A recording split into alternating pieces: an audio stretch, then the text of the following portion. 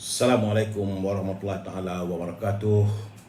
Salam bahagia, salam pencerahan, salam di alam maya, salam untuk para pelayar yang berkesempatan bersama dengan saya pada malam ini. Terima kasih kerana hadir bersama dengan saya. Apa khabar Rubidin? Ruby hadir bersama pasangannya. Doa saya agar Ruby sentiasa bahagia dengan pasangannya. Itu juga dengan saudara Mustafa Ilyas. Apa khabar saudara Mustafa? Saudara Zamari LC. Selamat malam.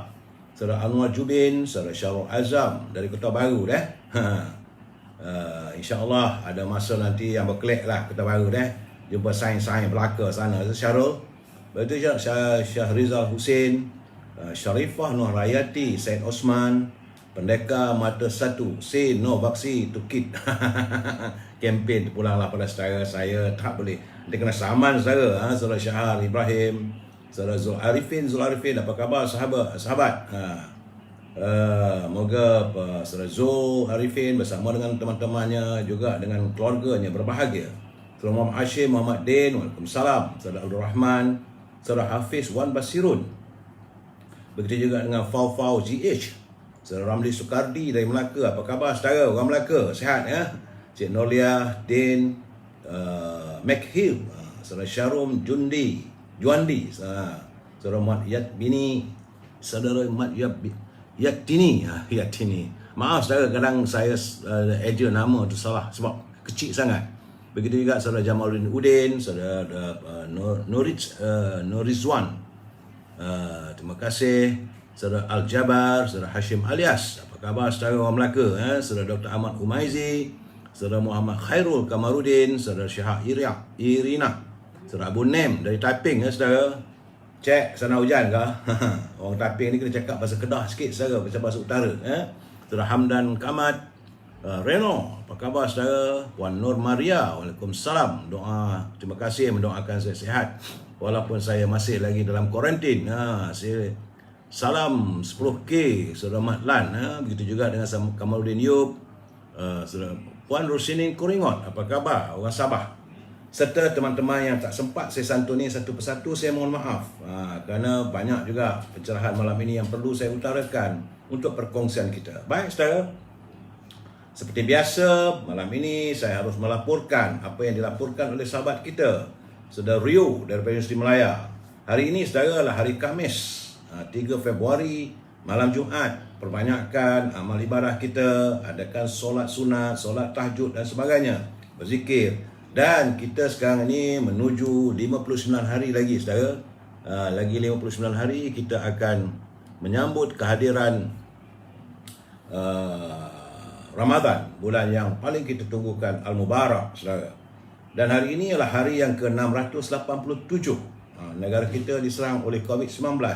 Menurut laporan saudara Rio daripada Universiti Melaya, katanya hari ini ada pengurangan tapi tak banyak. Sebab semalam 5,736, tapi hari ini masih berlegar pada angka 5,720. Tinggi saudara. Saya melihat pola ini seperti pola-pola waktu terdahulu, waktu kita mengalami PKP 2. Ingat saudara? 5,000, 6,000, 11,000. Jadi doa saya janganlah sampai ke sebegitu. Kerana dari jumlah 5,720 hari ini, artinya warga kita keseluruhan yang terkumpul adalah sejumlah 2,887,780 orang yang telah dijangkiti oleh virus corona. Dan semalam adalah 7 kematian dilaporkan, menjadikan jumlah kematian adalah 31,992 orang yang terkumpul kesan daripada jangkitan COVID-19. Jadi kita mengharapkan apa yang dilaporkan oleh saudara Rio ini menjadi peringatan kita semua untuk kita sentiasa menjaga kesihatan kita, menjaga kebersihan diri, dan sebagaimana saya katakan, kalau tiada keperluan tak payahlah keluar rumah, lakukan penjarakan sosial, serta yang paling penting bila kita keluar rumah, kita pastikan bahawa kita pulang ke rumah, kita membersihkan diri kita saudara. Hari ini adalah 3 hari saudara. Hari yang ketiga, jumlah jangkitan sudah pun 17,022 yang terkumpul. Saya mengharapkan semoga kita semua berusaha ke arah mengurangkan jangkitan ini saudara. Itulah yang dapat saya laporkan kedudukan COVID-19 hari ini. kita masuk sedikit tentang ini e-commerce. E-commerce ini jangan lupa, kalau saudara mempunyai produk, silalah wawarkan kepada Al-Azhar di talian 0113304141 supaya saya boleh mewawarkan juga produk saudara. Sebab Al-Azhar dia sibuk dengan haruman setangi bakurnya. Banyak dia dapat produk-produk yang baru datang daripada Timur Tengah. Selain daripada wangian sengat setangi al-bakur, dia juga mempunyai banyak produk, iaitu perfume ataupun haruman minyak wangi yang berasaskan kepada pati kayu ud. Saya menggunakan perfumnya Amir Al-Khud. Amir Al-Khud, raja kepada kayu gaharu, saudara. Saudara juga boleh berhubung dengan Al-Azhar untuk memesan rantuk dan bolu bedal, produk ibunya. Samping itu, jangan lupa untuk kesihatan, ada pula gula O. Setitik, dua titik sudah cukup untuk memaniskan minuman. Ialah untuk kesihatan, kerana gula O tidak mempunyai kalori, katanya. Saudara, kalau saudara tidak dapat berhubung dengan Al-Azhar, jangan lupa boleh berhubung dengan Siti Farehah. Siti Farehah di talian 017-711-4300. Dia semakin sibuk sekarang ni, saudara, menyediakan dendeng manis Siti Farehah. Banyak pesanannya. Sebab saya katakan dendeng manis Siti Farehah memang sedap. Makan tak perlu dengan lauk yang lain, cukup dengan dendeng manis Siti Farehah. Makan dengan nasi boleh, ataupun dengan porridge ataupun kanji. Memang sedap, saudara. Kalau saudara yang tinggal di sekitar Lembah Kelang untuk mendapatkan bekalan buah-buahan yang segar, boleh hubungi Syauqi di talian 012-357-5703. Seperti buah ceri, kiwi, anggur, buah apple, buah lime dan macam-macam buah-buahan, saudara. Harganya di bawah pasaran, lebih murah daripada supermarket ataupun ada di pasar, dan ianya segar, kualitinya AAA. Dan buah itu akan terus sampai ke rumah saudara. Ini untuk teman yang ada tinggal di sekitar Lembah Kelang. Sementara itu, yang terakhir sekali, jangan lupa untuk keasyikan untuk kita makan popiah sira Lady Maria. Nak tahu rasa sedap tak sedapnya, sila hubungi saudara Nizam di talian 019-435-1203. Memang sedap, saudara. Pedas, rangup dan manis. Saudara, itulah saja tentang sedikit e-commerce kita hari ini. Baik, saudara, seperti biasa, sebelum saya meneruskan pencerahan, kita santuni dulu tentang naluri kehidupan. Saudara, kerana daripada Abu Musa radhiyallahu anhu, dia berkata, dia bertanya pada Rasulullah SAW, "Wahai Rasulullah, Islam manakah yang paling utama?" Jadi baginda menjawab, "Sesiapa yang kaum muslimin selamat dari lisan dan tangannya." Ini adalah hadis sahih daripada riwayat Al-Bukhari. Jadi pengajaran pada hadis itu, Islam mengajar umatnya agar sentiasa memiliki akhlak yang mulia, menjaga lisan daripada menuturkan sesuatu yang buruk seperti mengumpat, menghina, mencela, mengadu domba dan juga yang lain-lain. Kerana ini adalah dituntut oleh Islam supaya kita bersangka baik.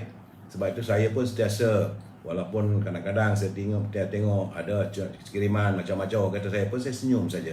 Bahawa kita sebagai umat Islam sabar sajalah, saudara.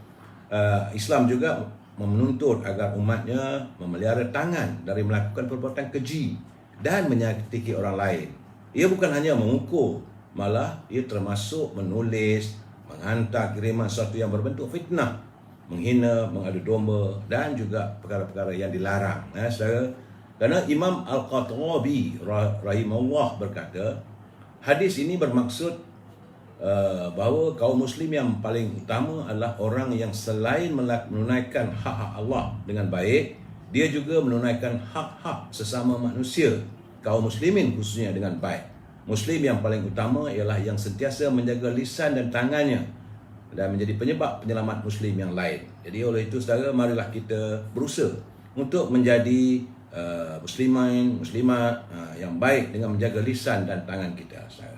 Itu sedikit tentang culipan naluri kehidupan kita, saudara. Baik, usai naluri kehidupan, kita santuni ini mutiara kata kiriman saudara Hibil Hasan, Cikgu Hibil, yang setelah pembesara daripada guru, tapi saya tak memanggil beliau sebagai Cikgu Hibil.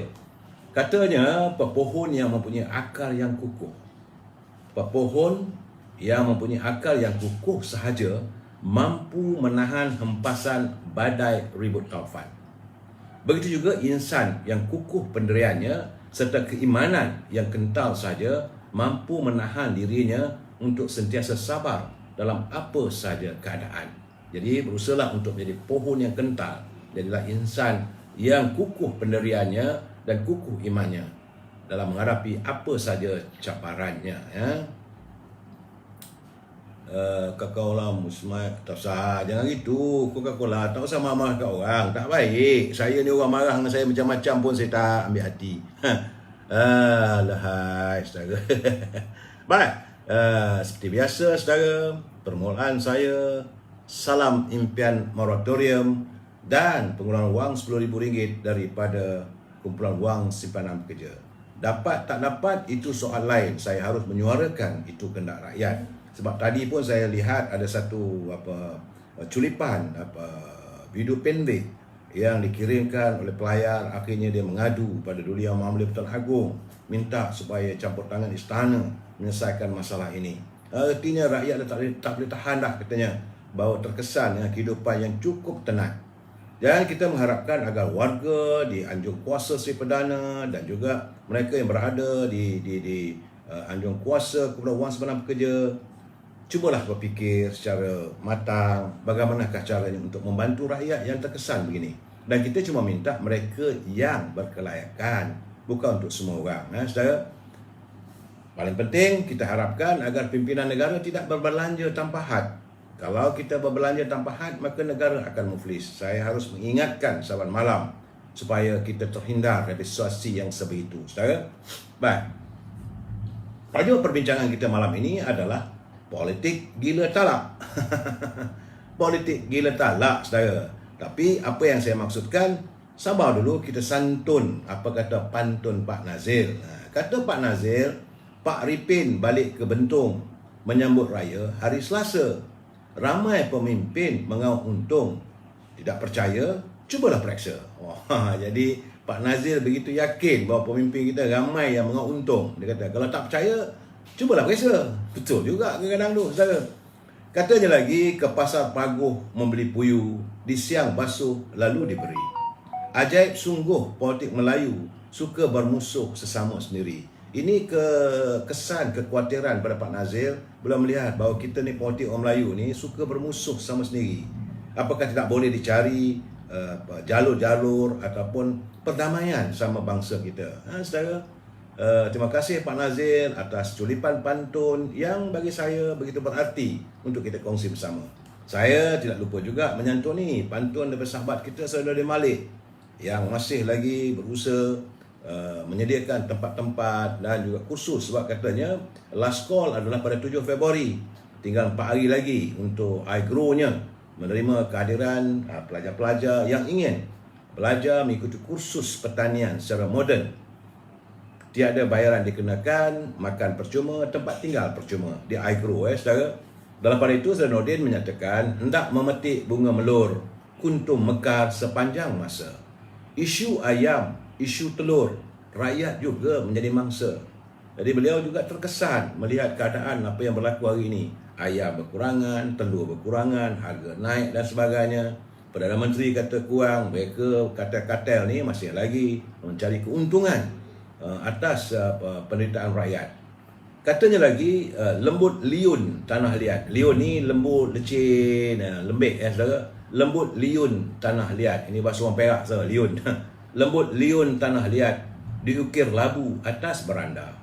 Kasihan sungguh nasib rakyat, sekadar telur itu pun tak ada. Sebab beliau mendengar culipan saya, mendengar kenyataan saya, mendengar teman-teman di Langkawi semalam mengatakan tak ada telur, di Terengganu juga tak ada telur. Saudara, Romeo Mazda, barang naik tapi sekarang ada barang hilang. Itulah keadaannya. Saya khawatir sebab keadaan begini, bila barang tak boleh dinaikkan, bila Perdana Menteri sudah campur tangan, ada pula berlaku mereka yang menyorok makanan, menyorok barangan, akhirnya susah nak dapat. Ini masalahnya. Jadi kita harap agar pegawai di kementerian Perdagangan dalam negeri dan hasil pengguna melaksanakan tugas dan tanggungjawab yang diamanahkan kepada anda. Dan saya rasa bila Yang Berhormat Perdana Menteri mengumumkan pembelajaran TVET, itu merupakan pendidikan teknikal latihan vocational, kini dinaik taraf sebagai pilihan utama sekaligus untuk menghapuskan persepsi kononnya ia pendidikan kelas kedua. Tentunya ia mengembirakan saudara ini Nordin Malik, kerana beliau adalah antara orang yang berempas pulas memperjuangkan persoalan tentang Tibet ini. Saya rasa tentulah saudara Nordin Malik senyum bila Yang Berhormat Perdana Menteri mengatakan mesyuarat Majlis Tibet Negara yang dipengusikan oleh Perdana Menteri hari ini beserta dengan Kementerian Pendidikan Malaysia akan membuat pendedahan awal, iaitu sistem pendidikan Tibet kepada pelajar tingkatan 1 supaya mereka boleh membuat pilihan yang bersesuaian dengan kecenderungan mereka. Secara itulah keadaannya. Kita mengharapkan agar warga kita dapat mempelajari ilmu yang lebih baik untuk digunakan selesai mereka keluar daripada alam persekolahan. Saudara, usai pantun, usai mutiara kata, usai pencerahan tentang COVID-19, jangan lupa kita santun dulu gedung ilmu. Ini merupakan celipan kata-kata yang digariskan oleh pemimpin terdahulu melalui catatan dalam buku berjudul Pemimpin dalam Ungkapan Melayu yang ditulis oleh Tenas Effendi. Dan ini wajar kita renungkan kerana bangsa Melayu dahulu mengharapkan hadirnya pemimpin hari ini dan akan datang. Itu pemimpin Melayu kita ni terdiri dari kalangan yang bukan duduk. Duduk tu maksudnya pemalas. Kerana sifat pemalas banyaklah duduk. Hati mereka lemah, berkelakuan buruk, menjalankan tugas, menunggu diketuk. Macam pahat dengan penukul. Sekali tergubuk sebut, sekali buat. Ini pemimpin duduk. Memikul beban akalnya suntuk. Dijadikan pemimpin, rakyat kan teruk. Dijadikan tua, orang mengutuk. Dijadikan induk, amat merutu, amat merugikan kita. Saudara, memimpin umat akibatnya buruk. Jadi kita harus hindar pemimpin yang sekadar tahu duduk saja. Duduk atas kursi malas, tak ada nak mikir soal rakyat. Saudara, kita sambung lagi malam esok curipan kata-kata pemimpin terdahulu yang mengharapkan agar pimpinan hari ini benar-benar dapat menyantuni ataupun melaksanakan tugas dan tanggungjawab melangsaikan harapan rakyat. Saudara, sebelum saya memberi pencerahan lagi, saya perlu memberi peringatan pada teman-teman atau siapa saja yang menyunting live saya ini dan dimasukkan ke dalam channel sama ada YouTube ataupun sebarang channel, maka anda harus bertanggungjawab atas setiap suntingan anda. Saya tidak bertanggungjawab. Kalau nak pakai daripada A sampai Z, macam saya katakan, Amir Hijaz fan, terus, tak ada masalah. Tapi disunting 10 minit, 15 minit, itu saya tak tanggungjawab. Kerana diberi tajuk macam-macam pula lah. Itu bukan urusan saya. Begitu juga dengan kiriman komen-komen yang anda hantar melalui laman ini, anda harus bertanggungjawab atas setiap yang anda lakukan. Sekarang ni musim orang saman menyaman ni. Datuk Lokman kena saman, Ustaz tu kena saman, asyik saman menyaman. Jadi anda harus berhati-hati. Saya tidak bertanggungjawab atas sebarang komen yang anda lakukan, kerana setulusnya saya nak nyatakan bahawa pihak saya tidak mampu untuk memantau kesemua komen ataupun suntingan yang anda lakukan. Ingat saudara, ini hanyalah sekadar pencerahan politik. Tak ada lain. Tidak ada niat untuk saya mengangkat seseorang untuk dijadikan idola supaya disokong dan sebagainya. Tidak. Saya harus memberi pencerahan ini supaya warga kita terdiri daripada warga yang berinformasi. Sebab apa yang saya dapat daripada pembacaan saya melalui media sosial, media arus perdana dan juga perbualan saya dengan pemimpin yang terdahulu, yang pernah jadi menteri, yang bukan menteri, yang menjadi pemimpin ketua bahagian dan sebagainya, juga daripada pengalaman saya sebagai jurnalis, maka saya cuba menyantuni agar warga kita faham, berinformasi apa yang berlaku di negara kita ini, saudara. Ingat, pencerahan saya ini kita mesti berprinsip kita bersetuju untuk tidak bersetuju. Saudara tidak bersetuju, tak ada masalah pada saya. Saudara bersetuju pun tidak masalah pada saya. Cuma saya ingin saya terangkan. Saya tengok juga semalam teruk sikit, saya nampak ada perbalahan antara teman-teman yang daripada berbagai parti. Sebab halaman saya ini ditonton oleh kepelbagaian warga, daripada parti UMNO, daripada parti PKR, daripada parti PAS, daripada parti PBM dan juga daripada parti DAP sebagainya. Jadi kalau anda mengutarakan pandangan, janganlah sampai carut-mencarut, cabar-mencabar, tak baik. Saya tengok ada juga kalangan tulisan tu, mungkin saya silap, tetapi dari segi bahasanya adalah tulisan anak-anak muda yang mungkin tak sabar. Bila pendapatnya disanggah, dia marah terus. Dia masuk dengan maki hamun. Kadang-kadang waktu orang yang disantuni itu adalah orang yang berusia. Jadi saya amat mengharapkan agar warga kita menggunakan bahasa yang harmonis. Jangan kita maki hamun. Kalau saudara punya pandangan, utamakan pandangan. Orang tak dengar, tak apalah. Sebab saya katakan kita mesti bersetuju untuk tidak bersetuju. Saudara, Coca-Cola, minyak masak, telur mahal, semuanya sebab jangan begitu. Saya bukan begitu. Itu menuduh namanya. Tak baik. Jadi apa yang berlaku sekarang ni, memanglah bahawa pimpinan harus bertanggungjawab atas apa saja yang berlaku. Tetapi kita tak boleh tuduh bahawa ini sebab dia maka ini jadi. Kerana adanya rentetan kartel yang tidak ditangani. Semua orang bersalah dalam keadaan begini. Dan kita sebagai pengguna pun kadang-kadang kalau mahal sangat barang tu, kita boykot lah. Tapi janganlah kita boykot sampai kita kelaparan. Sebab itu saya menuntut agar pimpinan negara melihat perkara ini secara tuntas. Jangan pandang sambil lewa. Kerana saudara, saya dapat kiriman hari ini tentang bagaimana kartel ataupun mereka yang memegang AP ataupun permit membawa masuk ayam. Katanya ada 32 syarikat yang dibenarkan mendapat AP, iaitu token-token AP. Mereka meletakkan harga ayam itu dengan harga yang tinggi. Katanya lebih kurang RM8,366 satu tan. Dan sedangkan kalau pengimport lain boleh mengimport pada harga RM5,435 tan. Artinya tauke AP buat untung sekitar RM2,931 bagi setiap tan. Ini yang saya katakan orang tengah, kartel ataupun kapitalis. Mereka inilah yang mengaut keuntungan di atas keperitan rakyat. Cuma katanya lah, saya tak tahu. Ini apa yang ditulis oleh siapa itu yang hantar saya tadi, saudara Syed Akbar Ali. Cuma katanya dia agak hairan apabila tuan punya hypermarket seperti Tesco, Maiden tidak mendapat permit untuk mengimport. Kerana kalau mereka yang mengimport, tentulah mereka boleh menjual dengan harga murah. Dan di sinilah saya mengharapkan, kerana AP untuk mengimport ayam, daging dan sebagainya, ini dikeluarkan oleh Jabatan Veterina. Jabatan Veterina di Kementerian Pertanian, bukan Perdagangan Dalam Negeri dan Haiwan Pengguna. Jadi kemudian ada pula tu JAKIM katanya letakkan syarat macam-macam pula. Jadi dalam keadaan begini, saya sebab tu kita harap birokrasi ini segeralah dihapuskan. Sebab yang amat Perdana Menteri pun dah bercakap, semua orang boleh bebas untuk mendapat permit mengimport daging dan juga telur daripada luar negara. Jadi kalau begitu tak sepatutnya lah kalau Maidin nak buat, biarlah dia buat. Sebab sekarang ni jangan ada monopoli. Bila sesuatu barang itu jadi monopoli, maka harganya tentu tinggi. Kerana mereka yang memiliki AP ini ataupun import permit ini, mereka cuba mengaut keuntungan yang besar. Bawa daging, bawa apa semua, kemudian diedarkan dengan harga yang tinggi. Dan akhirnya yang terkesanlah rakyat. Di sinilah kita mengharapkan agar Kementerian Perdagangan Dalam Negeri dan Haiwan Pengguna dapat melihat. Begitu juga Kementerian Pertanian. Siasat, ikut. Kalau syarikat A dapat permit ini, pergi ke pejabat mereka. Siasat. Kalau mereka melakukan pencatutan harga yang tak patut, maka boleh ambil tindakan. Negara kita dah susah sekarang ni, saudara.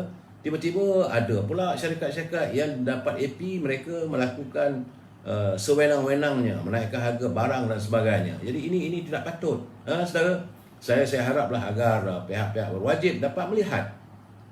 Kerana bukan sikit mereka mahu keuntungan. Dan bukan sedikit pula keperitan yang dialami oleh rakyat. Dalam keadaan begini, kita mengharapkan bersungguh-sungguh. Janganlah hanya 32 syarikat saja diberi permit. Buka-bukalah terus. Tak ada perlu orang lain ni kalau nak meminta, ini tak dapat, ini tak dapat. Kalau siapa berkeupayaan, berilah. Sebab negara kita adalah negara demokrasi. Jadi kita perlu ada pendemokrasian dalam urus niaga harian. Jangan ada monopoli, jangan ada tekanan, jangan ada kartel, jangan ada orang tengah yang mereka tidak ubah seperti bagi mereka menghisap darah rakyat. Ini yang saya amat mengharapkan. Sebab saya mendapat gambarannya sebegitu, saudara. Dan begitu juga sekarang ni Dr. Ashraf Wajdi, Ketua Pergerakan Pemuda, menjerit lagi. Kerana beliau minta supaya Menteri Kewangan Datuk Seri Tengku Zafrul wajar mempertimbangkan kembali penguatkuasaan semula cas RM1 bagi setiap pengeluaran wang tunai antara bank di mesin pengeluaran wang automatik bermula 1 Februari 2022. Nampaknya saudara RM1. Tapi kalau saudara keluar 2 kali, 3 kali, tak ada semua orang nak keluarkan seketul begitu. Bila kita perlukan, kita keluar RM100 atau RM200, itu yang ada. Tapi kena pula cas RM1. Nampak sedikit saudara, tetapi bank kalau dikumpulkan beratus juta. Ini gambarannya. Saudara, dalam keadaan begini cucu saya pun masuk. Tengok. Ya, senyum dia. Dia mesti masuknya. Dia tindakan ini, kata Dato' Ashraf Wajdi, dilihat sebagai tidak prihatin kepada keadaan semasa rakyat yang masih bergelut dengan kekurangan tunai dan peluang pekerjaan masih rendah serta harga barangan keperluan asas yang berterusan naik mencana. Malahan tinjauan ekonomi bagi tahun 2022 ini juga menjangkakan prospek pemulihan ekonomi agak lembap dan ini bakal meningkatkan lagi kos sara hidup rakyat. Betul, RM1 tidak ada apa-apa pun nilainya, tetapi kalau dah 3 kali sebulan keluarkan, 5 kali, 6 kali, keluar banyak-banyak nanti habis duit, langsung tak ada.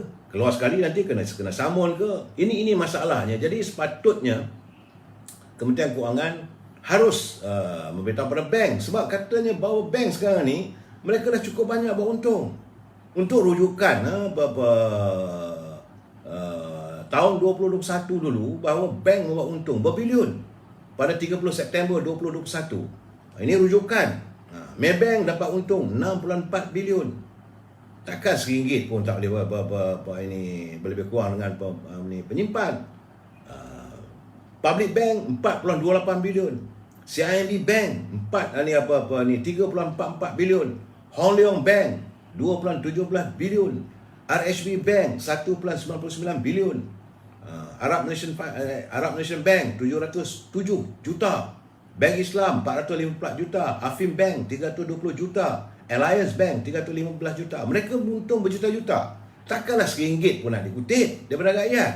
Jadi sebab itulah Pemuda UMNO mendesak agar Menteri Kewangan untuk lebih berpihak pada rakyat. Sebab pemuda melihat seolah-olah Menteri Kewangan ni memihak kepada bank. Sudahlah moratorium akan berakhir. Apa nak jadi sekarang ni? Bila rakyat yang berhutang dengan bank, yang terpaksa membayar hutang dan dengan bunga, faedah dan sebagainya, dalam keadaan begini, cas pengeluaran pun kenakan. Sebab rakyat sekarang ni memang teruk terkesan secara. Jadi tiba-tiba bila dikenakan kepada rakyat, apa hal ni? Sepatutnya pihak bank harus menanggung jika ada apa-apa kos dari pengeluaran tersebut. Sudahlah, simpanan peribadi saudara memang tidak ada sebarang faedah. Kalau saudara mempunyai wang saudara simpan dalam current account ataupun current dia panggil, tak ada untung. Tidak ada imbuhan, persentage dan sebagainya. Jadi bagaimanapun saya secara peribadi saya ucapkan syabas kepada Pergerakan Pemuda UMNO, khususnya dipimpin oleh Dato' Ashraf Wajdi. Syabas Betty, kerana beliau begitu prihatin apa sahaja yang menyangkut soal rakyat. Pemuda akan terus ke depan. Inilah semangat pemuda, saudara. Usai bab ekonomi sedikit, sekarang ni kita masuk bab politik. Ini saya memang tak boleh nak brain, memang saya pun tak boleh nak fikir. Tiba-tiba saya tengok dan saya lihat serta saya dengar, dan amat menghairankan saya, kerana dalam usaha untuk meraih sokongan pengundi Johor dan sebagainya, tiba-tiba Ketua Penerangan Parti PBM Wan Saiful memberi amaran kepada Perdana Menteri bahawa sokongan PBM terhadap beliau ada syaratnya. Apa hal ni? Saya pun tak faham. Tiba-tiba saja dihalakan muncung kepada Perdana Menteri. Benar, yang mahu Perdana Menteri ialah naib Presiden UMNO. Tapi kenapa? Apa masalahnya antara PBM dengan Perdana Menteri? Sedangkan kita warga UMNO pun kadang-kadang merasakan Yang Berhormat Perdana Menteri lebih banyak menyantuni permintaan daripada PBM. Kita minta keluar wang simpanan pekerja kerana Menteri Kewangan daripada PBM. Jadi masalah kadang-kadang kita merasakan mungkin mereka tak setuju. Maka kita merasakan, warga UMNO merasakan bahawa bukanlah semua kehendak daripada UMNO ini dipenuhi oleh Yang Berhormat Perdana Menteri. Tuntutan Presiden, tuntutan mantan Presiden, tuntutan Ketua Pemuda, Ketua Puteri dan warga UMNO minta supaya diizinkan pengeluaran wang simpanan pekerja pun masih lagi bertolak-tolak, masih lagi tidak tuntas. Tiba-tiba Wan Saipul serang Perdana Menteri. Apakah mereka merasakan bahawa Yang Berhormat Perdana Menteri tidak mampu untuk menahan Yang Amat Berhormat Datuk IR Hasni meneruskan usaha ataupun menasihati Duli Yang Mulia Sultan Johor untuk melakukan pembubaran Dewan Negeri. Jangan nak serang begitu. Jadi jangan bersikap tak dapat tanduk maka telinga dia pulas. Saya heranlah sebab bagi saya tiba-tiba saja, tak ada kena-mengena. Yang Berhormat Perdana Menteri berkali-kali mengatakan pentadbiran di negeri-negeri ada dia punya menteri besar, biarlah mereka mentadbir dengan baik. Parti-parti politik tiba-tiba, ya Allah ya Tuhanku, berdebuk Perdana Menteri terus diberi peringatan. Apa masalahnya? Saya bukan nak membela. Memanglah saya dah cakap dari dulu lagi, andai sesuatu berlaku pada naib Presiden UMNO, kita akan memapah beliau. Kita akan berdiri teguh di belakang beliau. Tapi saya lihat biarlah perkara itu benar. Jadi seolah-olah sekarang ni orang lain yang makan nangka, orang lain yang kena getah. Yang memutuskan untuk membubarkan Dewan Undangan Negeri Johor ini tuanku. Yang menasihati Yang Berhormat Menteri Besar. Kerana di Johor menghadapi masalah. Berkali-kali kita katakan keadaan ini adalah kerana disebabkan oleh kedudukan yang cukup rapuh, yang sukar untuk Yang Amat Berhormat Datuk Hasni mentadbir. Jadi cara terbaik adalah adakan pilihan raya negeri. Tiba-tiba nak marah serang pula Perdana Menteri. Apakah beliau mahu memberi warning bahawa kemungkinan akan ada pilihan raya umum? Yang takut sangat nak ada pilihan raya ni apa hal? Ini yang saya tak faham. Semua orang takut adakan pilihan raya. UMNO tetap menuntut dia adakan pilihan raya umum. Jadi alah, where got road brother? Mana jalan begitu? Pimpinan dalam PBM harus ingat, UMNO kita ni mengamalkan cara pentadbiran yang bukan diktator. Perdana Menteri betul, naib Presiden, tapi beliau tidak boleh mengamalkan pentadbiran secara kuku besi. Kerana Perdana Menteri boleh tahan supaya Johor tak adakan pilihan raya. Tak boleh begitu. Ini negara demokrasi. Jadi saya tengok ucapan di MUA kemarin, Wan Saipul menyatakan bahawa pencalonan Yang Berhormat Datuk Ismail Sabri datangnya dari parti PBM dan bukannya dari UMNO. Habis Datuk Ismail Sabri tak daripada mana? Orang mana? Daripada parti dia berlangit? Ada logika lah. Sebab itu saya tengok apa yang dinyatakan oleh Syam Jalil benar. Mereka semakin takut, mereka semakin ngeri melihat bahawa rakyat sudah semakin menjauhkan diri. Parti Peribumi Bersatu mengalami hakisan keyakinan rakyat yang cukup teruk. Jadi janganlah kerana nak ujuk begitu, nak tunjuk anda hebat, maka Perdana Menteri pun boleh diberi amaran. Anda nak bagi amaran buat apa?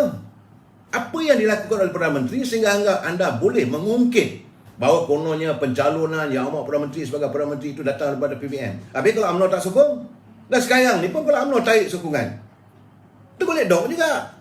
Kalau PAS juga dah tarik sokongan, tu boleh dok juga. Jadi anda jangan ingat anda sahaja lebih penting. Saya dah kata, warga UMNO mahukan supaya ada pilihan raya. Itu yang paling penting. Jadi sebab itu seli-seli saya harap supaya puak-puak ni janganlah nak mengaburkan mata rakyat atau mencari sokongan pada rakyat dengan menjual cerita yang bukan-bukan. Letihlah macam ni. Sebab saya dah kata, selama ini pun Datuk Ismail Sabri dilihat banyak keputusan-keputusannya yang warga UMNO merasakan seolah beliau menyantuni PBM. Tapi tak ada pula kita nak bagi warning. Tak ada. Tiba-tiba tak tahu, tak ada angin, tak ada hujan, tak ada ribut, terpancul perkataan, jangan lupa Perdana Menteri yang mencalonkan beliau adalah parti PBM. Untuk apa anda mengungkit perkara ini? Apakah nak menunjukkan anda besar?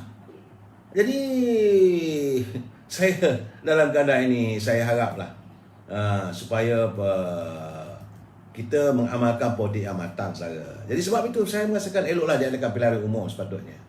Dan saya rasa inilah mungkin mereka semakin marah kerana laporan terbaru yang saya terima bahawa pengundi bukan Melayu sudah kembali menyokong Barisan Nasional dan di pilihan raya negeri Johor.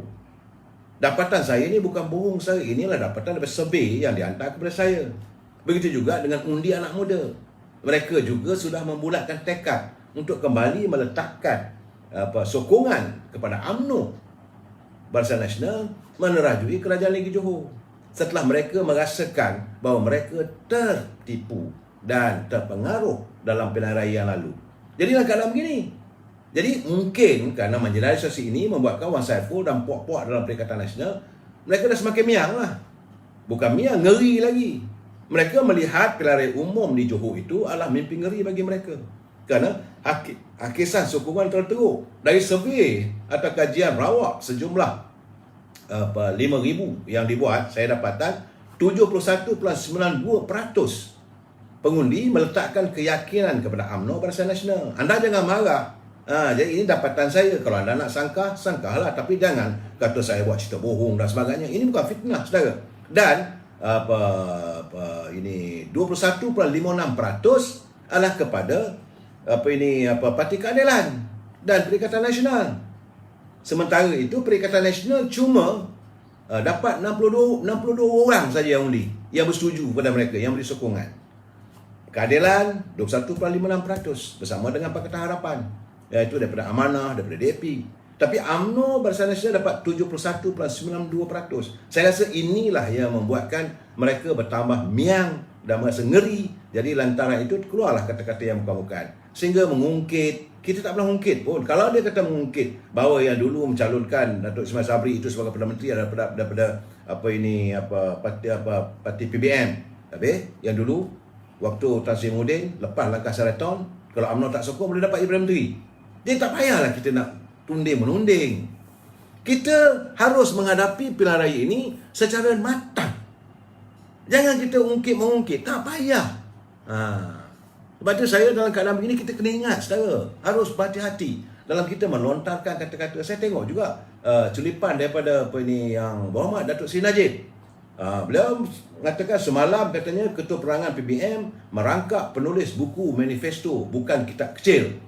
Dia berkata dalam ceramah bahawa bekas Perdana Menteri Tan Sri Muhyiddin Yassin yang juga Presiden Bersatu adalah contoh terbaik dalam menjaga kebajikan rakyat. Ini Datuk Najib punya penjelasan. Tak pernah ada jumlah dana banyak diperuntukkan untuk membantu rakyat dalam sejarah negara, katanya. Tapi Muhyiddin buat. Itu yang kita nakkan agar Datuk Seri Ismail Sabri meneruskan. Ya, benar, kata Datuk Najib. Tan Sri Muhyiddin sendiri pernah kata dia berbelanja sebanyak 600 bilion dalam tempoh 1,5 tahun tanpa hasil yang nyata. Sehingga kerajaan dah tak ada banyak wang. Ini keadaannya. Kerajaan dah tak ada banyak wang, kata PM8.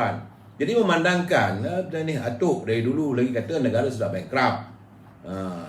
Bahawa di bawah pentadbiran Najib. Dan Tan Sri Muhyiddin sendiri pun berkata bukan cari dalih, tapi PH memang warisi kerajaan hampir bankrupt. Itu sebagai alasan kenapa manifesto Pakatan Harapan tidak dapat dipenuhi. Ini tulisan Datuk Seri Najib. Jadi katanya, saya ingin sekali lagi bertanya soalan pokok kepada Wan Saiful yang pernah saya tanya beberapa kali, tapi tidak pernah dijawab sesiapa pun dari geng sebelah sana. Dari mana Perdana Menteri ke-8 Tan Sri Muhyiddin dan Kerajaan Perikatan Nasional dapat dana 600 bilion untuk mereka berbelanja? Sedangkan Tan Sri Muhyiddin kata Pakatan Harapan mewarisi kerajaan yang sudah bankrupt. Di mana datangnya 600 bilion itu? Adakah PM8 itu menabung dari kecil? Atau Guang Eng kumpul untuk dia? Atau adakah PBM dan Pakatan Harapan menipu? Ataupun Tuan Mahathir akhirnya jujur apabila dia mengaku bahawa kerajaan Barisan Nasional dahulu meninggalkan rizab sebanyak 2 triliun yang dinaikkan daripada 1.2 triliun daripada 800 bilion dalam tempoh Datuk Seri Najib menjadi Perdana Menteri. Sebab itu saya kata, bila nak berhujah, biar ada fakta. Dan kita juga hairan bagaimana dalam tempoh 1 tahun setengah Tan Sri Muhyiddin menghabiskan 600 bilion. Dan apakah semua dapat rakyat? Apa jadi pada ekonomi kita? Ini gambarannya. So, kalau luar saya pun nak berhujah, hujahlah dengan tepat.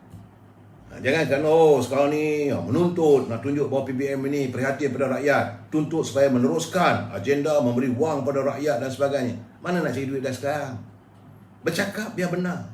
Kononnya anda ni pakai ekonomi. Itu masalahnya, saudara. Dan Astro Awani, ini tu hal lagi ni. Saya sebenarnya tak nak menyantun ni benda-benda begini. Tapi bila dah diserang UMNO seperti itu, saya perlu menjawab. Astro Awani melaporkan PAS tidak akan sekali-kali diperbodohkan dengan politik sempit yang dibawa oleh UMNO. Itu kata Presiden Tan Sri Abdul Hadi Awang. Pula dah. Dulu masa kamu bersama dengan kita, Muafakat Nasional, UMNO yang terbaik. Tiba-tiba sekarang ni politik sempit. Jadi dari catatan minda Presiden PAS di Facebooknya pada hari Rabu semalam, Hadi Awang mendakwa UMNO masih lagi membawa pendekatan asabiah. Timbul balik. Wujud balik perkataan asabiah. Dulu waktu kafir mengkafir, UMNO ni asabiah, wujud balik perkataan itu. Ingatkan waktu kita adakan Muafakat Nasional dulu, dah tak ada dah. Timbul balik. Apabila katanya ini UMNO membawa pendekatan asabiah yang hanya melibatkan dua parti saja dan meminggirkan Parti Peribumi Bersatu Malaysia. Itulah asasnya. Bila UMNO tak mahu bersama dengan PBM, maka kita dituduh pula asabiah. Malah Abdul Hadi mendakwa UMNO juga meminggirkan masyarakat majmuk. Hairan saya, bila masa UMNO meminggirkan masyarakat majmuk? Waktu kita menyantuni Muafakat Nasional, kita letakkan Wijek Singh bertanding di Tanjung Piai. Itu bukan bangsa keturunan Melayu. Dan dalam UMNO, dalam bahasa nasional, kita ada parti MIC, kita ada parti MCA. Jadi, di mana argumennya? Anda, yang betul lama dalam politik, saya rasa dah nyanyuk orang tu ni. Dia kata dalam pendekatan yang berjaya menjatuhkan Pakatan Harapan sebelum ini, PAS terlebih dahulu mengadakan hubungan dengan Bersatu yang ketika itu masih berada dalam kerajaan sebelum UMNO turut bersama selepas Raya Umum ke-14.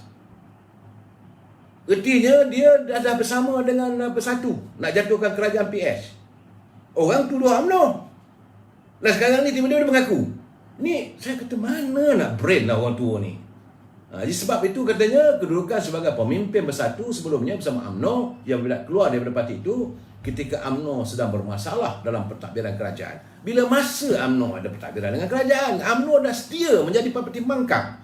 Kita menjadi parti pembangkang hayati ucapan yang berhormat Datuk Seri Zahid Hamidi waktu PAU, kita harus menjadi satu parti pembangkang yang berkualiti. Dan kita tidak akan menyusahkan kerajaan. Dan tiba-tiba mereka mewujudkan langkah Sheraton. Sebab itu saudara, saya melihat tulisan daripada Naib Presiden UMNO, Datuk Seri Muhammad Khalid Nordin. Apa dia kata? Dia kata PAS terus melemparkan segala ugutan, tomahan dan sanggahan terhadap UMNO. Jadi dia katanya tiada faedahnya kita terus melayan kerana PAS. Pendirian UMNO telah terang lagi bersuluh. Nyata. Hanya PAS yang tidak tahu apa yang ia kendaki. Jadi susahlah kalau orang kegilaan talak. Orang dah gila talak ni, kerana dalam fikiran mereka dibuang sayang, ditelan pahit. Itu kata Datuk Khalid Nordin. Misi UMNO dan Barisan Nasional seterusnya ialah untuk terus mara kehadapan dan meninggalkan episod ini. Jadi kita dah tak nak fikir lagi dah soal itu. Yang akan menentukan kemenangan Barisan Nasional ialah sokongan rakyat dari pelbagai kaum. Jadi keutamaan kita mesti diberikan untuk meraih sokongan masyarakat majmuk Johor. Bukan nak melayan kegilaan talak oleh pimpinan PAS. Rakan-rakan UMNO dalam BN mesti memahami ini, bahawa kemenangan mereka tidak lagi boleh disandarkan kepada UMNO semata-mata. Mereka juga berperanan. Mereka mesti tampil meyakinkan pengundi bukan Melayu bahawa BN mesti dikembalikan semula sebagai kerajaan. Itu kenyataan daripada Datuk Seri Khalid Nordin. Jadi pertama kita mesti kembali kepada formula politik, berkongsi kuasa dalam semangat perkongsian yang tulen, yang ikhlas, yang jujur. Bukan hanya melantik seorang dua wakil bukan Melayu dalam kerajaan sebagai gambaran sebuah kerajaan yang inklusif. Keterangkuman mesti bersandarkan hasrat yang tulen dan murni, bukan pementasan wayang yang olok-olok. Kedua, masyarakat bukan Melayu adalah bahagian penting dalam kehidupan sosial, ekonomi dan politik Malaysia. Sampai bila mereka harus mempunyai perwakilan CP-CP dalam kerajaan dan pentadbiran? Jadi kata Datuk Khalid Nordin, telah sampai masanya mereka menjadi sebahagian dari kerajaan dan menguruskan negeri dan negara ini secara bersama dengan UMNO, iaitu parti terbesar orang-orang Melayu.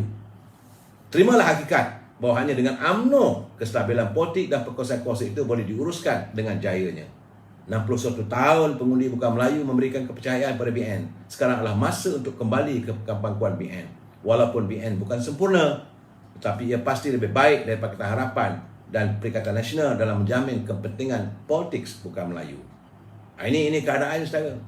Dan saya melihat pula satu tulisan daripada mantan Adun Puteri Wangsa, Saudara Mazlan Bujang. Beliau sekarang ni menyanggah terus sebab dia kata Presiden Bersatu Tan Sri Muhyiddin janganlah terlalu emosional dengan tindakannya meninggalkan parti itu, katanya. Beliau menegaskan beliau cuma keluar dari parti, bukannya keluar agama. Malah katanya Tan Sri Muhyiddin juga pernah melakukan perkara yang sama, lompat dari UMNO dan ke Bersatu. Ya, Saudara Mazlan yang juga bekas pengurusi Bersatu Johor berkata tindakan keluar dari parti itu adalah satu perkara yang biasa dalam politik. Bukannya beliau keluar agama, cuma keluar dari parti politik. Janganlah emosional sangat, katanya.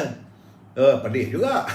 Saya bukannya keluar agama, saya keluar parti dan ini perkara biasa dalam Malaysia. Yang awak ni pancing orang UMNO berduyun-duyun dan masuk dalam Bersatu tu adakah bermoral? Karena beliau merasa tersinggung lah bila dituduh bahawa mereka yang meninggalkan parti Bersatu menyertai UMNO sebagai tidak bermoral. Jadi kalau tindakan saya tidak bermoral, awak lagi tak bermoral, katanya. Jadi sebelum kata-kata tidak manis itu, berfikirlah banyak kali. Dah tua-tua berpolitik ni kena matang, katanya. Ini sebagaimana dinyatakan oleh beliau melalui UMNO Online. Dan dahulu Mazlan mendakwa tidak sehaluan dengan Presiden Bersatu dan tidak nampak parti itu ada masa depan yang cerah. Tindakan itu turut disertai oleh bekas Adun Lakin, Datuk Muhammad Izzat Ahmad. Baik, saudara, saya menerima kiriman daripada seorang sahabat saya. Beliau merupakan mantan sukses politik kepada menteri. Dia tak mahu nama disebut. Jadi saya tak bolehlah menyatakan siapa namanya. Dia kata banyak orang bertanya kenapa Suruhanjaya Pilihan Raya lewat untuk bermesyuarat dan mengumumkan tentang bila tarikh nak gazet pilihan raya, bila nak adakan pemilihan dan sebagainya.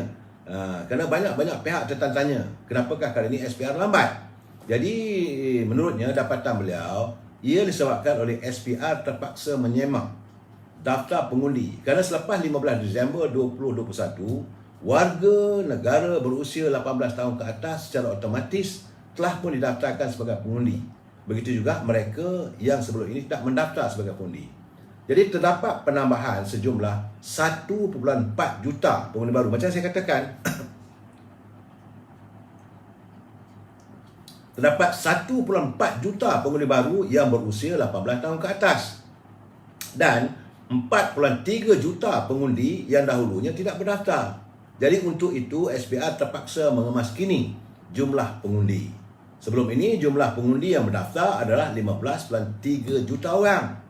Tapi kali ini jumlah itu telah bertambah. Dengan penambahan pengundi baru ini, jumlah yang berdaftar dalam portal SPRM Suruhanjaya Pilihan Raya adalah 21.1 juta. 21.1 juta warga kita yang layak menjadi pengundi, dan ini telah diwartakan pada 14 Januari. 14 Januari yang lalu meletakkan keadaan kesibukan yang teramat di Suruhanjaya Pilihan Raya Malaysia. Jadi mungkin sebab itulah lambat. Jadi bukan kerana nak adakan pilihan raya umum lagi, tak tahu lagi lah, saudara.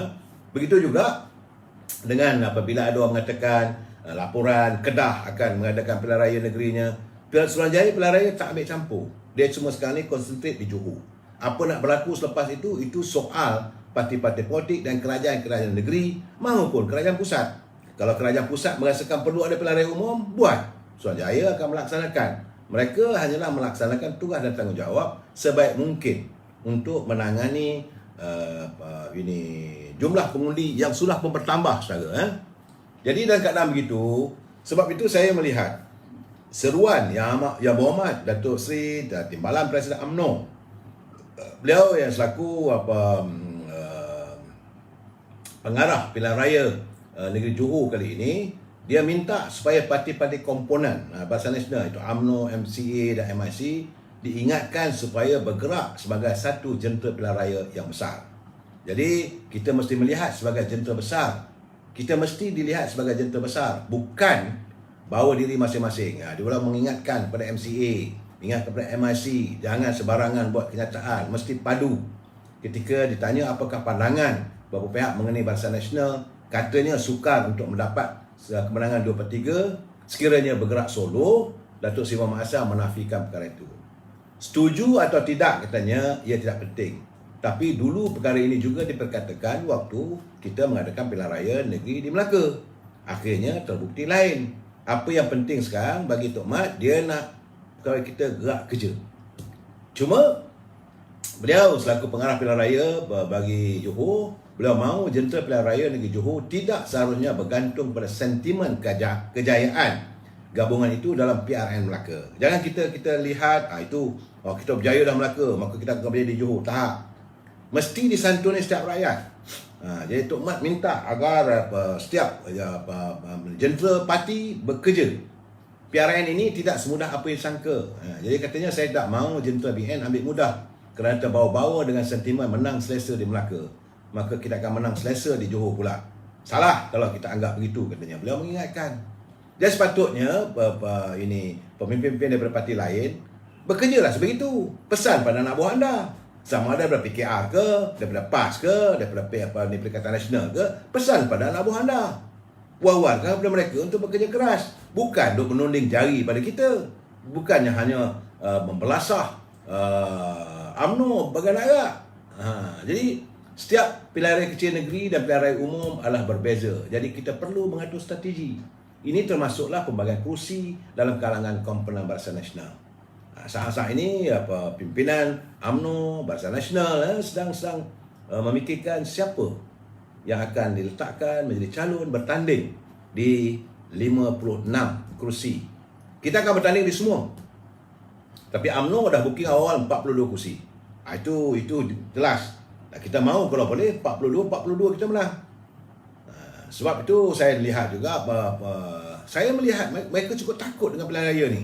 Sebagaimana Timbalan Ketua Menteri Pulau Pinang, P. Ramasamy pun dia kata kiranya UMNO menang besar dalam pilihan raya negeri Johor, maka ia akan memberikan parti itu keyakinan untuk mendesak pilihan raya umum dalam masa terdekat. Saya hairan, apa yang takut sangat ni dengan pilihan raya umum ni? Nak ditunggu sampai 2023 pada bulan Mei. Berapa lama sangat tu? Jadi mereka takut. Dia cukup takut. Katanya PRN Johor mendapat perhatian ramai dan keputusannya mungkin meramalkan apa yang boleh berlaku dalam PRU akan datang. Saya akan katakan bahawa kesan untuk PRN Johor adalah didalangi oleh UMNO. Ini pemimpin DAP ni begitulah keadaannya sekarang, kerana saya sarang habis-habisan nanti. Mereka sekarang ni bercelaru. Orang ni kata begitu, orang ni kata begini. Asalnya satu saja. Pilihan raya negeri di Johor diadakan, UMNO yang salah. Mereka tak fikir sukarnya Mak Berhormat Datuk Asni nak mentadbir kerajaan dengan menumpang ehsan daripada parti yang bukan parti kita, yang merupakan musuh kita. Mereka tak fikir yang itu. Jadi mereka ingat kalau boleh dalam keadaan begitu senang nak bully UMNO. Tak boleh lah, brother. UMNO ada maruahnya. Macam kata Raja Anwar. Dia kata UMNO tu ada penjaga dia. Jangan main-main. Walaupun kadang-kadang kita lihat tak ada apa-apa, tiba-tiba berlaku perbalahan, tapi UMNO itu adalah diibaratkan parti keramat. Sebab saya katakan UMNO itu lahir di Johor. Lahirnya di istana Bukit Seri di Johor. Jangan main-main. Sebab itu saya berkeyakinan orang Johor kali ini akan meletakkan kembali UMNO di persada yang sepatutnya. Sebab itu mereka begitu gusar. Orang yang nak bertanding ni begitu gusar. Sebab itu sekarang ni berlaku berantakan macam-macam. Kita dengar macam mana katanya mesyuarat Majlis Pimpinan Tertinggi MPT Parti Peribumi Bersatu Malaysia pada 25 Januari lalu katanya telah mempertimbangkan satu cadangan agar ahli Parlimen Ampang Datuk Zuraidah kemudian dipecat. Mereka sendiri berantakan dengan parti mereka. Saya tak mau cakap pasal parti mereka, tapi seronok juga bila Mak Lampir ni katanya nak dipecat daripada Bersatu. Laksanakanlah. Sebab katanya bahawa itu menurut laporan Suara TV, sumber dalam Bersatu ada cadangan dibangkitkan serta terdapat dakwaan penglibatan Zuraidah dengan penubuhan Parti Bangsa Malaysia. biarlah kumpulan yang khianat tubuh lagi dia berkhianat pula pada bersatu. Jadi sebab itu saya kata jangan kita mudah percaya pada mereka yang pernah mengkhianati parti mereka untuk kita lantik sebagai pemimpin. Begitu juga untuk UMNO, percaya pada orang yang pernah khianat pada UMNO. Sudah-sudahlah. Tak ada keperluan lagi. Dan sebab itu sekarang ni kita merasakan bahasa yang terbaik adalah untuk kita mengadakan pilihan raya umum. Tak tahulah, saya tak tahu apa pandangan yang awak Perdana Menteri. Sepatutnya berasaskan kepada apa yang berlaku di Johor, Yang Amat Berhormat Perdana Menteri boleh menghadap Agung. Dan dalam keadaan sekarang tentu kita faham sukar walaupun parti Pakatan Harapan bersama dengan Datuk Seri Anwar Ibrahim, Lee Kuan Yew, Mat Sabu menyatakan mereka tidak akan menyulitkan pentadbiran Yang Amat Berhormat Datuk Seri Ismail Sabri untuk mentadbir negara, tapi masih lagi kita menagih ihsan daripada parti yang bukan sealiran dengan kita. Parti yang memusuh kita untuk melaksanakan sesuatu cadangan ataupun pelaksanaan dasar. Jadi yang terbaiknya kita adakan pilihan raya umum. Rakyat pun sekarang ni nantikan dengan pilihan raya umum. Saya hairanlah. Sebab itu sekarang ni kita kena memikirkan masalah yang kita lihat sekarang ni. Ini saya nak kritik. Saya bercakap terus terang. Sebab tu saudara nak marah-marahlah. Cuma saya minta bila saya memberi kritikan ini, anda jangan pula kati maki hamun pula kami. Kadang-kadang teman-teman daripada parti-parti lain tu mulalah bersorak, mulalah buat kenyataan yang bukan-bukan. Kita sedar. Warga UMNO sedar bahawa terdapatnya kumpulan yang mesra dengan PBM. Dan mereka ini masih berkeliaran dalam UMNO. Dan masih ada juga dalam Majlis Tinggi. Kerana mereka bukannya mahu meruntuhkan UMNO. Tapi mereka kalau boleh nak take over kepimpinan daripada Datuk Seri Zahid Hamidi dan Tok Mat. Itu je matlamatnya. Kerana bila mereka boleh mengambil alih pentadbiran, maka diri mereka selamat. Kerana untuk menguasai melalui Perhimpunan Agung UMNO adalah satu benda yang mustahil. Kalau melalui pintu belakang, slow-slow hijack dan naikkan geng-geng Malaysia PBM ini dengan habuan itu dan ini, mungkin boleh. Jadi sebenarnya mereka silap dan sudah pun ketinggalan zaman. Saya nak bagi tahu pada geng-geng yang cuba nak main 2-3 kolam ni, berhentilah. Sebab warga UMNO peringkat akan umum sudah pun meneropong anda. Kami sudah tahu percaturan politik anda. Sebab itu saudara, banyak serangan hari ini bila berlakunya pilihan raya ni, tentulah mereka serang habis-habisan Presiden UMNO. Tapi hairannya tidak ada siapa pun di kalangan ahli majlis tinggi yang berada dalam kerajaan mempertahankan. Mereka berdiam diri. Dia dalam saat menghadapi PRN Johor ni, memang banyak serangan. Tapi nak buat macam mana? Mereka mengharapkan Qawmimah, di mana Presiden UMNO tidak mampu memberi Qawmimah, tidak mampu memberi jawatan. Jadi sebab itu mereka kalau boleh nak melasah beliau. Kerana sedangkan orang luar melihat kalau sesuatu berlaku pada Presiden UMNO, maka UMNO akan berhadapan dengan masalah. Sebab itu ada yang menghantar kirim saya, dia kata, apa hal ni? Sepatutnya tak payah sebut pun tentang Zahid Hamidi. Datuk Zahid Hamidi tak perlu berundur. Kalau nak cakap soal bersih, katanya sebelah sana tu lebih teruk lagi. Kluster Perogol, kluster RBA, kluster LGBT, skandal dengan isteri orang, janda orang, macam-macam skandal ada. Kalau nak sebut, ini kata mereka. Jadi tak payahlah nak tuduh menunding pada Presiden UMNO. Sebenarnya saya nak cakap terus terang, kalau bukanlah Datuk Seri Zahid Hamidi sebagai Presiden UMNO, saya rasa hari ini UMNO dah terjual dah. UMNO dah digadai dah. Dah mungkin dilelong. Kerana sebab beliau mempertahankan UMNO ini untuk tidak bersama dengan PBM, maka beliau harus menghadapi keadaan. Kerana yang dilakukan adalah satu era waktu negara dipimpin oleh Pakatan Harapan. Ini kena faham.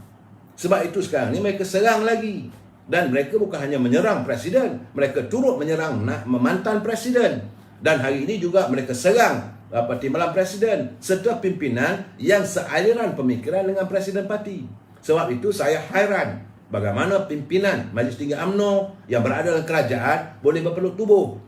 Bila kita diserang, dikatakan kita ini munafik, UMNO ini tidak prihatin pada rakyat, pemimpin UMNO ini asabiah. Tak ada siapa pun nak menyanggah, melainkan Datuk Seri Khalid Nordin. Datuk Seri apa ini Mak Hassan sebagai Timbalan Presiden, Datuk Ahmad Maslan. Yang lain mana? Di mana anda apabila Wan Saiful menyanggah tentang kedudukan Perdana Menteri? Di mana anda? Kenapa kita tak bangun? Sepatutnya kita berskala. Jadi sebab itulah keadaan sekarang ni saya haraplah teman-teman yang menyantuni program saya ini, kalau nak berbalah boleh berbalah, tapi saya minta satu, jangan saling maki-memaki. Dan yang terbaik, saudara Mak Nur, Anur, Mak Syarif, dia kata bubarlah parlimen lepas hari raya. Itu yang terbaik. Tapi kalau saya rasa mengikut perkiraan saya lah, mengikut dapatan saya juga, kabarnya sahih tak saya tak tahu, besar kemungkinan pilihan raya akan diadakan selepas musim Hari Raya Haji. Nak buat lepas raya pun tak boleh, sebab ramai juga umat Islam tahun ini nak mengerjakan ibadat haji. Kelazimannya kita mengadakan pilihan raya umum selepas Raya Haji. Nak tunggu sampai 2023, saya rasa dalam keadaan ekonomi yang begini, sukar kita membiarkan keadaan berlarutan. Di samping itu, lagi kita lewatkan, lagi mereka di pihak parti pembangkang mempunyai banyak modal untuk menyerang kita. Sebab itu, pilihan raya perlu diadakan segera. Sebab bagi parti DAP, daripada parti PKR, daripada PAS, PBM, mereka sekarang ni sudah mencari upaya. Seperti kata saudara Syam Jalil, mereka mencari upaya macam mana nak menyelesaikan masalah apabila mereka menghadapi hakisan keyakinan rakyat. Jadi di saat rakyat sudah terhakis yang begitu teruk, eloklah diadakan pilihan raya umum. Eloklah, tak perlulah kita nak adakan pilihan raya negeri Kedah ke di Perak, tak ada keperluan. Usai Johor, kalau tengok keadaannya, saya yakin pilihan raya di Johor akan memberi satu kemenangan yang di luar jangkaan. Saya menyangkakan antara 33 kepada 37. Tetapi hasil dapatan saya tadi, saya menyangkakan parti-parti seperti PBM, Perikatan Nasional khususnya, akan menghadapi kekalahan yang cukup teruk. Besar kemungkinan yang hilang deposit pun ramai. Tapi muda tu asal kita lah. Baru nak bertunas. Tetapi saya nampak yang akan ada sengatannya adalah Parti Keadilan. Pun mereka cuma bertanding 20 kursi. Dan saya meramalkan Parti Keadilan dapat dalam 5-6 kursi. Amanah juga saya rasa pun mungkin dapat 3-4 kursi. Lain tak nampak. DAP akan dapatlah dalam 7 kursi saya ingat. Sebab warga bukan Melayu sudah pun kembali untuk menyokong pemimpin ataupun calon-calon daripada Perikatan Nasional, daripada Barisan Nasional. Asalkan Datuk Seri Presiden. Saya kata calon-calon yang diturunkan oleh UMNO Barisan Nasional kali ini mestilah calon-calon yang berwibawa, wajah baru dan bersih. Cukuplah. Kita tak mahu lagi mereka yang banyak dengan retorika politiknya dilantik sebagai calon, akhirnya parti yang mengalami masalah, rakyat yang terseksa. Mari kita santuni politik kita ini secara politik matang. Kita tak perlulah nak mengatur orang, nak maki hamun, nak kata orang tu munafik, nak kata orang, tak payah. Kita teruskan dengan agenda kita untuk membela rakyat. Ingat, UMNO dari rakyat untuk rakyat. Kita jumpa lagi malam esok. Wabillahi taufiq wal hidayah. Assalamualaikum warahmatullahi wabarakatuh. Selamat menjalani hari Jumaat besok. Solat, saya terpaksa kuarantin diri lagi. Masih lagi dalam kuarantin kendiri. Wabillahi taufiq wal hidayah. Assalamualaikum warahmatullahi wabarakatuh. Selamat malam.